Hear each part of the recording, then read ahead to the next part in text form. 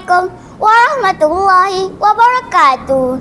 Hari ini saya ingin menyampaikan sebuah cerita yang bertajuk Tun Fatimah Sri Kandi Melaka. Langit Melaka berbalang mendung, menyimpan kisah lara seorang putri yang namanya terpahat dalam sejarah agung. Beliau bukan sembarangan wanita. Beliau ialah Tun Fatimah Sri Kandi yang mungkin wibawa dalam diam, melawan badai tanpa senjata, menentang kezaliman dengan kebijaksanaan dan ketabahan jiwa. Tun Fatimah dilahirkan dalam keluarga bangsawan. Ayah andanya Tun Mutahir seorang bendahara yang dihormati, bijaksana dalam pentadbiran dan tinggi budi pekerti. Kehidupan mereka sejahtera, dihiasi ilmu dan adabnya luhur di bawah naungan Kesultanan Melaka yang gemilang. Namun, bumi yang hijau subur ini akhirnya dikoncang oleh rasa tamak dan hasad manusia. Ada yang cemburu pada kebesaran keluarga bendahara.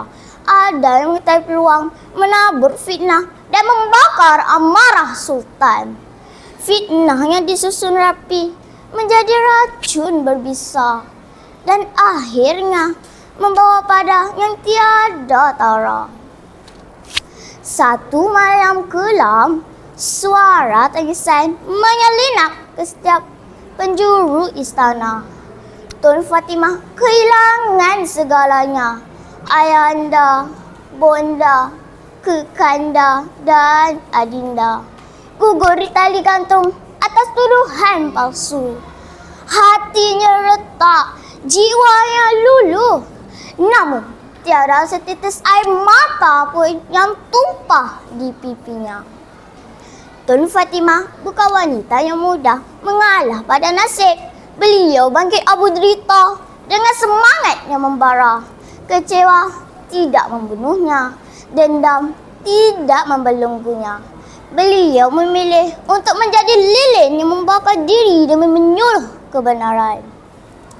Dalam ketenangan wajahnya tersembunyi kekuatan luar biasa. Dalam lembut kata tutur terbit sinar yang sukar dicari ganti. Sultan Mahmud Shah yang akhirnya menyadari kesilapan baginda mengambil Tun Fatimah sebagai permaisuri. Namun hati seorang Skandi tidak tertambat pada kemewahan istana. Beliau memilih takdirnya bukan dengan megah, tetapi dengan tekad untuk membawa cahaya ke dalam kegelapan sejarah. Sebagai permaisuri Melaka, Tun Fatimah menyamai benih kasih sayang dalam kalangan rakyat. Beliau menjadikan istana tempat menyubur ilmu, mengangkat maruah wanita dan nilai murni kepada bangsa dan negara. Beliau tidak menghasut, tidak memusuhi. Sebaliknya, beliau memaafkan. Kerana beliau tahu dengan kemaafan luka boleh sembuh dan bangsa boleh bersatu. Nilai keberanian Tun Fatimah bukan pada pedangnya, tetapi pada prinsip yang dipertahankannya. Nilai kesabaran Tun Fatimah bukan pada diamnya, tetapi pada keteguhan yang disembunyikan. Beliau mengajar kita bahawa wanita bukan sekadar hiasan, tetapi tiang negaranya kukuh dan teguh jika diberi ruang dan kepercayaan. Wahai teman-teman, dari kisah Tun Fatimah kita belajar erti ketabahan.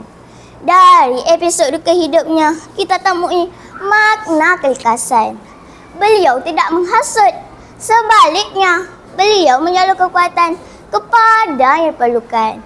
Inilah Sri Kandi sejati, halus budi, tajam akal, tinggi nilai diri. Kisah Tun Fatimah bukan sekadar warisan sejarah. Ia adalah yang semangat buat kita. generasi pewaris bangsa. Dalam dunia penuh cabaran, kita perlu memegang teguh pada nilai murni, kejujuran, kesetiaan, keberanian dan kemaafan. Kerana hanya bangsa yang berakhlak tinggi akan terus gemilang walau 1000 tahun berlalu.